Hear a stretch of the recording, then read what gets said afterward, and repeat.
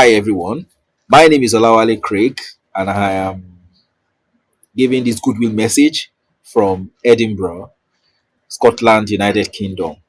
Firstly, I want to say thank you for the privilege to make this video and to send it across. I want to really appreciate Dr. Stella Ozigi Adagiri. I call her my boss and she will always be my boss. I want to say congratulations to Dr. Stella Ozigi Adagiri on the occasion of the 5th Exposure Conference. Well done. Thank you for all you do. Thank you for all that you have done to stay relevant and to stay consistent in this collaborative journey with educators and among educators in FCT and the environs and in Nigeria. I remember the journey has been long from rethinking teaching and learning to thinking futuristically about teaching and learning, and then to repositioning the education sector for the future of work. And now, 2022, it is sustaining relevance in a dynamic and competitive education market. Well done, Dr. Stella. Well done, Postbridge team. Thank you for all you do. Thank you for holding forth, and thank you for holding on the banner. Sustaining relevance in a dynamic and competitive market.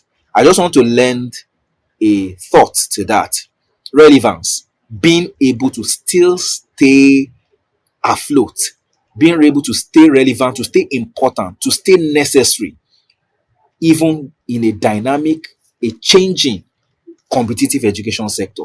Since the advent of disruption that was caused by the COVID-19 pandemic, we know that organizations have actually structured themselves to do things differently and to do things uniquely, to make them stand out and to make them outdo the other things. And this is not far-fetched also when it comes to education sector. A lot of schools are doing things, reinventing, repackaging, re-engineering to make sure that they stand out and they have the best of clients, the best of students in Abuja and other states in Nigeria. What can you do as an educator? What can you do as a director? What can you do as a school owner, as a school leader, as a teacher to reinvent and to re-engineer and to make sure that you are positioning yourself and your students for better opportunities, both now and in the future, positioning the education sector, making sure that the education sector is standing out, not only in your school, not only in your environment, but in the nation at large. I want to say that the best way is to plan and to strategize critically for the next 10 or 15 years and to start working the future today. The best of organizations used to see disruption, used to manage crisis and change ahead of time. We've talked about the Kodak, we've talked about the Nokia stories many times over and over. If you are used to positive educational services, that story should not be alien to you. You'll have heard about the Kodak story, you'll have heard about the Nokia story. What am I trying to say?